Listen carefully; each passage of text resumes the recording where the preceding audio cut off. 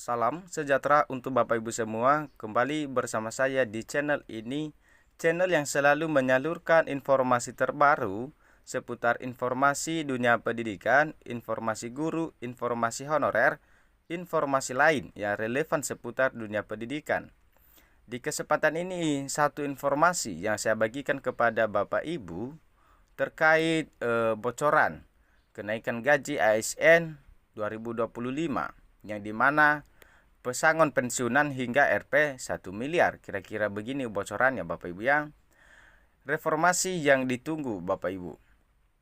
Bapak Ibu, informasi ini dari media nasional Oke Flores. Dan supaya lebih jelas Bapak Ibu, mari kita simak bersama informasinya bagaimana pesangon pensiunan yang sampai 1 miliar Bapak Ibu ya. Simak sampai selesai, jangan di skip. Dan bagi Bapak Ibu yang sedang menonton ataupun yang baru mampir di channel ini, jangan lupa support channel dengan cara share, like, comment, and subscribe, serta aktifkan lonceng notifikasinya agar setiap informasi yang saya bagikan dapat tersalurkan kepada Bapak Ibu semua. Langsung kita pada informasinya dari okflores.com. Mengatakan tahun 2025 diprediksi akan menjadi tahun bersejarah bagi aparatur sipil negara ASN di Indonesia. Kenapa menjadi tahun yang bersejarah bagi aparatur sipil negara yang sudah purna tugas? Ya, karena ada isu gaji Bapak Ibu akan menjadi pesangon. Pasalnya, pemerintah sedang menggodok reformasi besar-besaran dalam sistem dana pensiun dan kesejahteraan ASN. Bocoran menyebutkan pesangon pensiunan bisa mencapai Rp 1 miliar. Apa saja yang akan berubah? Simak ulasan berikut. Masalah besar dalam sistem lama. Selama ini, skema pensiunan ASN menggunakan sistem pay as you go, di mana pembayaran pensiun sepenuhnya bergantung pada anggaran pendapatan dan belanja negara, yaitu APBN. Sistem ini tidak hanya membebani negara hingga Rp 121 triliun per tahun, tetapi juga dianggap tidak berkelanjutan. Oleh karena itu, Badan Pemeriksa Keuangan bahkan mengungkapkan bahwa pengelolaan dana pensiun saat ini masih jauh dari optimal. Contohnya, investasi yang dilakukan PT Taspen dan PT Asabri cenderung konservatif dengan keuntungan minimal. Akibatnya dana pensiunan ASN, TNI, dan Polri seringkali membutuhkan bantuan APBN. Kenapa harus diubah Bapak Ibu? Dengan semakin banyaknya pensiunan, tentu beban APBN akan terus meningkat. Selain itu, iuran yang disetor ASN sebesar 4,75% dari pendapatan dinilai tidak seimbang dengan manfaat besar yang diterima. Untuk itu, pemerintah melihat perlunya transformasi menuju sistem yang lebih mandiri dan adil, yaitu dengan cara menjadikan pesangon gaji Bapak Ibu pensiunan PNS.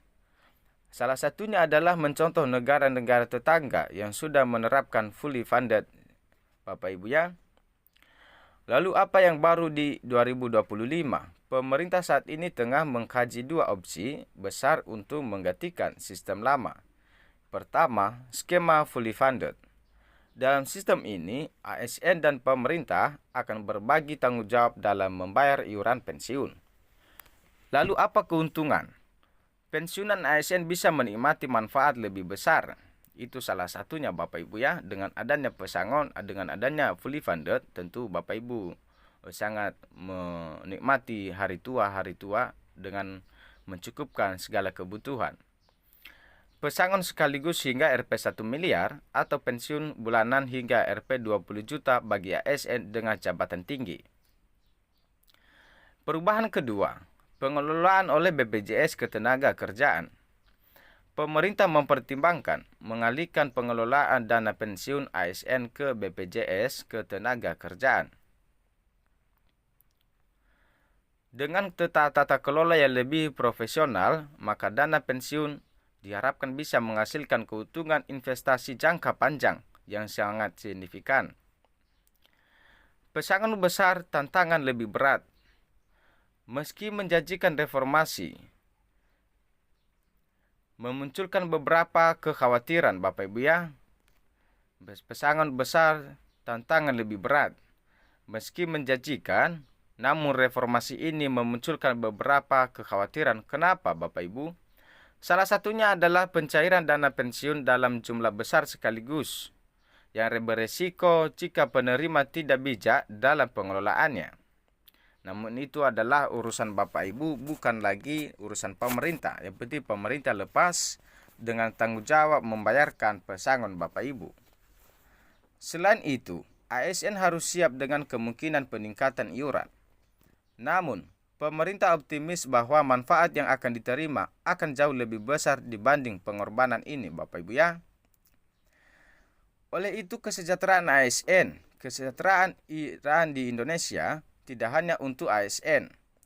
Reformasi ini juga akan memperluas program dana pensiun ke pekerja informal.